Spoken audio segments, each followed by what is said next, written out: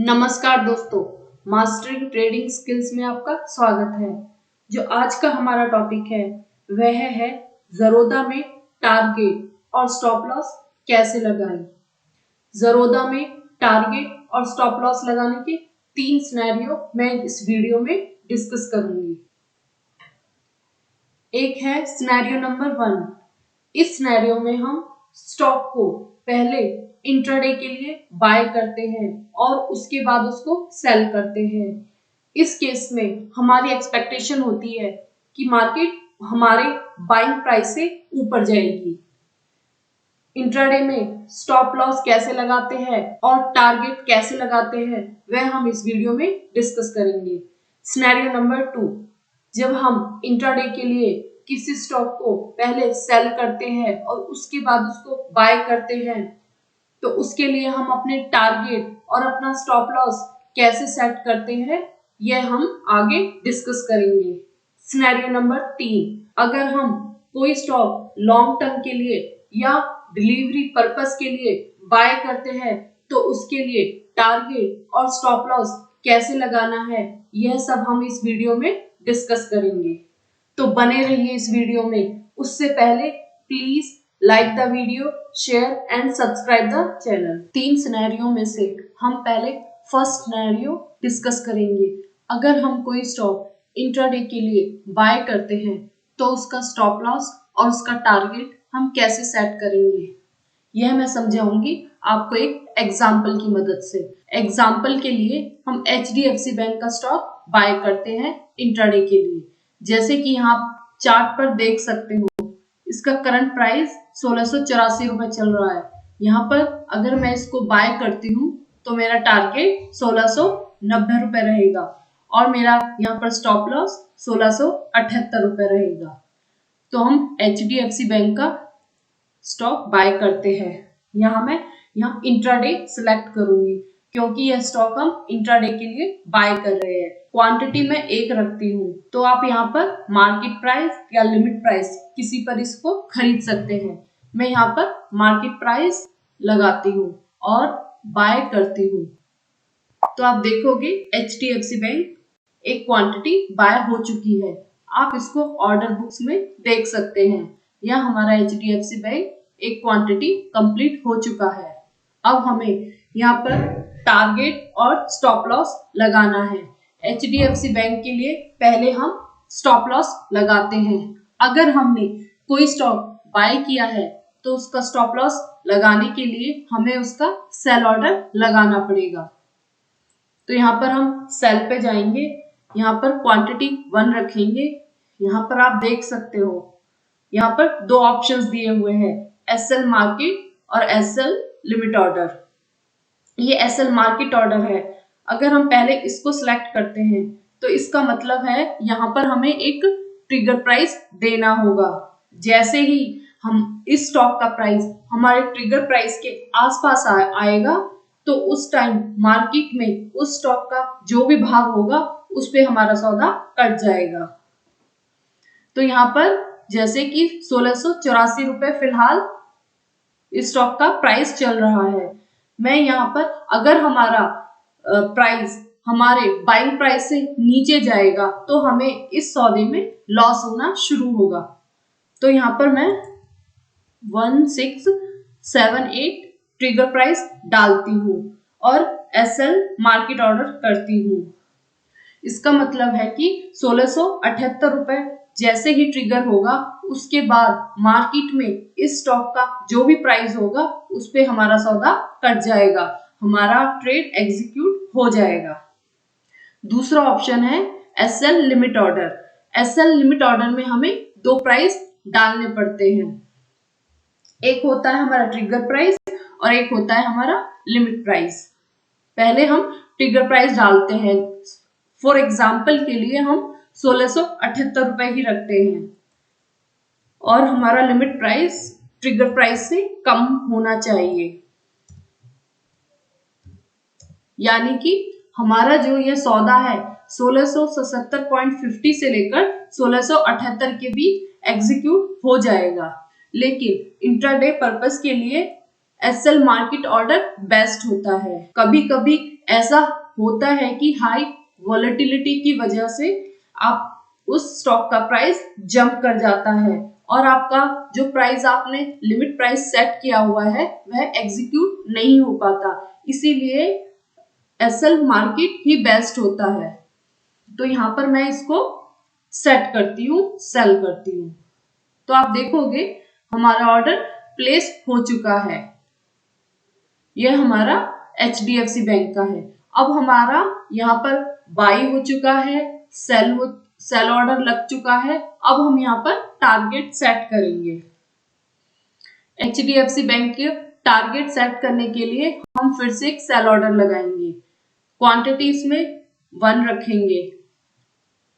अब हमारा यहाँ पर लिमिट ऑर्डर हम लगाते हैं टारगेट के लिए। जैसे ही हमारा प्राइस 1690 रुपए पे जाएगा तो हमारा यह ऑर्डर एग्जीक्यूट हो जाएगा। तो हम हमेशा टारगेट ऑर्डर में लिमिट प्राइस ही डालते हैं। तो हम इसको सेल पर लगा देंगे। तो आप यहाँ देख सकते हैं हमारा यहाँ पर टारगेट भी लग चुका है और स्टॉप लॉस भी लग चुका है।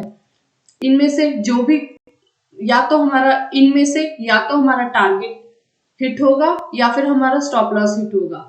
अगर हमारा टारगेट हिट होता है तो हमें स्टॉप लॉस ऑर्डर अपना कैंसिल करना होगा, क्योंकि यह स्टॉक इंट्राडे के लिए है ओनली और यह हमें डे एंड होने से पहले सारे जो हमारे इंट्राडे के ऑर्डर्स होते हैं उनको कैंसिल करना होता है।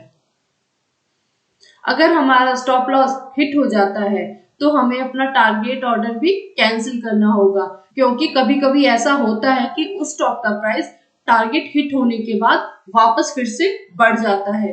तो उस केस में हमें लॉस हो सकता है। इसलिए दोनों ऑर्डर को कैंसिल करना जरूरी होता है। अब हमारा दूसरा सिनेरियो है जब हम इंट्राडे में किसी स्टॉक को सेल करते हैं। इंट्राडे में जब हम किसी स्टॉक को सेल करते हैं तो हमें पहले उसको सेल करना होता है, फिर उसको बाय करना होता है। एग्जाम्पल के लिए यहाँ रिलायंस का स्टॉक हम सेल करेंगे। आप इसके चार्ट्स में देख सकते हैं यहाँ पर रिलायंस का जो करंट प्राइस है 2424 रुपए चल रहा है। अगर हम यहाँ पर इस स्टॉक को सेल कर देते हैं तो हमारा टारगेट 2413 रुपए होगा और हमारा स्टॉप लॉस 2427 रुपए होगा। तो इसके लिए पहले हम स्टॉक को सेल करेंगे। मैं यहाँ पर एक क्वांटिटी इंट्राडे की एक क्वांटिटी मार्केट ऑर्डर पर सेल करती हूँ। अब आप देख सकते हैं ये ऑर्डर हमारा कंप्लीट हो चुका है। आप ऑर्डर बुक में यह चेक कर सकते हैं। यहाँ पर रिलायंस एक क्वांटिटी हमारा सेल हो चुका है।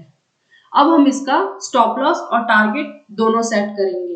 पहले हम स्टॉप लॉस लगाते हैं। अगर हमें कोई स्टॉक सेल किया है तो उसका स्टॉप लॉस ऑर्डर लगाने के लिए उसे हमें बाय करना होगा। मैं इसको बाय करती हूँ। क्वांटिटी में हम क्वांटिटी डालेंगे। इसके बाद हमारे पास फिर से दो ऑप्शन है, स्टॉप लॉस मार्केट प्राइस और स्टॉप लॉस लिमिट प्राइस। मैंने इनमें क्या अंतर है और कौन सा बेटर है ये एक्सप्लेन कर दिया है। तो हम stop loss market price select करेंगे। अगर हमारा प्राइस 2423 रुपए से नीचे आता है, अगर हमने सेल किया है, अगर यह स्टॉक 2424 रुपए के ऊपर जाएगा तो हमको लॉस होना शुरू होगा। तो हम यहाँ पर जो हमारा स्टॉप लॉस है 2427 रुपए सेट किया था।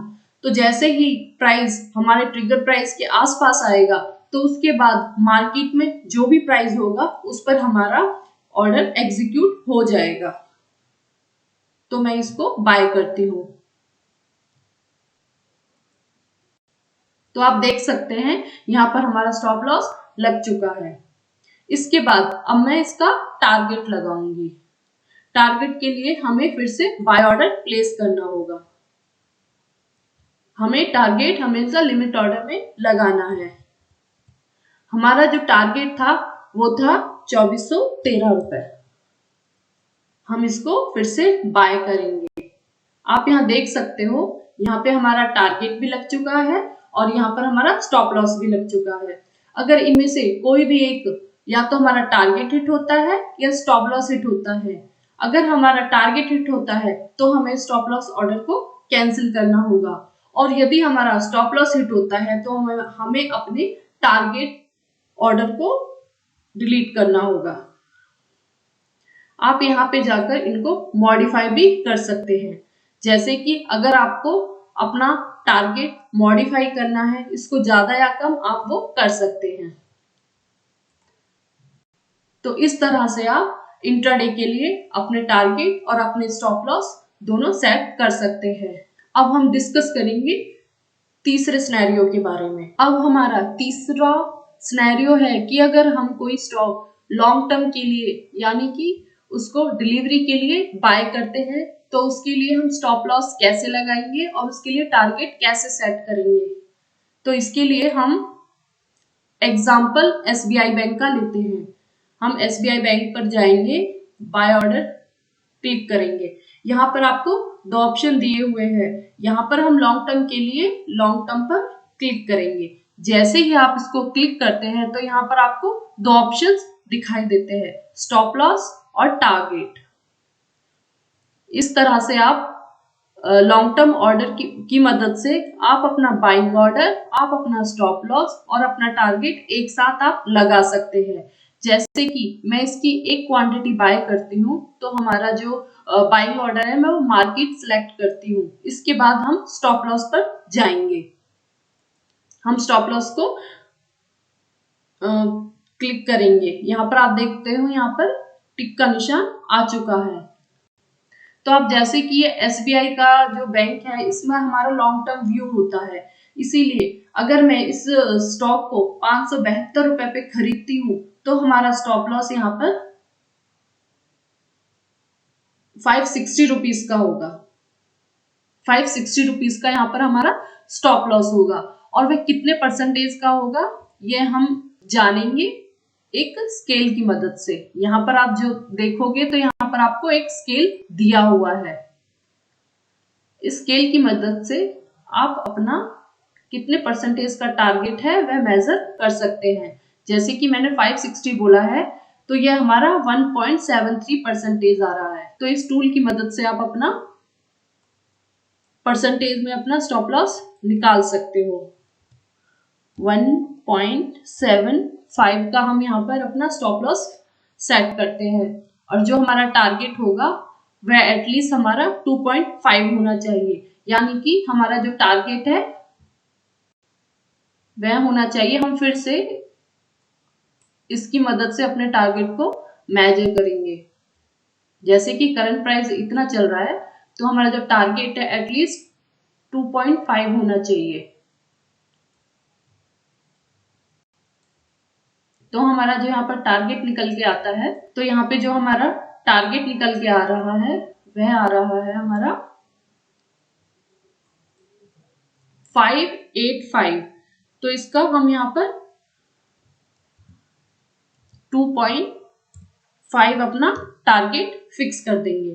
तो इस तरह से आप अपना टारगेट और अपना स्टॉप लॉस और अपना बाइंग ऑर्डर एक साथ लगा सकते हैं। अब आप यहाँ पर एक चीज ध्यान रखना, अगर आप स्टॉप लॉस यहाँ पर लगा रहे हो तो ये माइनस का निशान जरूर आना चाहिए। इसका मतलब यही होता है यदि उस स्टॉक का प्राइस हमारे बाइंग प्राइस से नीचे जाता है तो हमें लॉस होना शुरू होता है, इसलिए यहाँ माइनस मेंशन करना बहुत जरूरी है। इसके बाद हम इस ऑर्डर को बाय करेंगे। अब आप यहाँ ऑर्डर बुक में देख सकते हो, यहाँ पर हमारा जो SBI का है वह हमारा एक क्वांटिटी बाय हो चुका है, और यहाँ होल्डिंग्स में आपको ऐसे शो करता है। उसके बाद आप यहाँ पर जो ये देखोगे यहाँ पर हमारा GTT दिखाएगा। अगर आप इस पे क्लिक करोगे तो आपको यह ऑर्डर एक्टिव हो जाएगा। यह GTT मतलब गुड टिल ट्रिगर्ड। जब तक हमारा स्टॉप लॉस या हमारा टारगेट हिट नहीं होता है तो यह ऑर्डर हमारा इसी तरह से लगा रहेगा। अगर इसमें से हमारा टारगेट हिट हो जाता है तो जो हमारा स्टॉप लॉस वाला ऑर्डर है वह ऑटोमेटिकली डिलीट हो जाएगा, और यदि हमारा स्टॉप लॉस हिट होता है तो हमारा जो टारगेट वाला ऑर्डर है वह ऑटोमेटिकली डिलीट हो जाएगा। इसमें हमें अलग से डिलीट करने की जरूरत नहीं होती है। अगर आप अपने ऑर्डर को मॉडिफाई करना चाहते हैं तो आप यहाँ पे जाकर एडिट कर सकते हैं। तो इस तरह से आप अपना टारगेट, बाइंग प्राइस और अपना स्टॉप लॉस एक ही साथ लगा सकते हैं। तो यह थी आज की वीडियो जो कि बहुत ही इंफॉर्मेटिव थी। अगर आपको ऐसी ही वीडियो आगे भी चाहिए, please like the video, share and subscribe the channel. तब तक के लिए नमस्कार।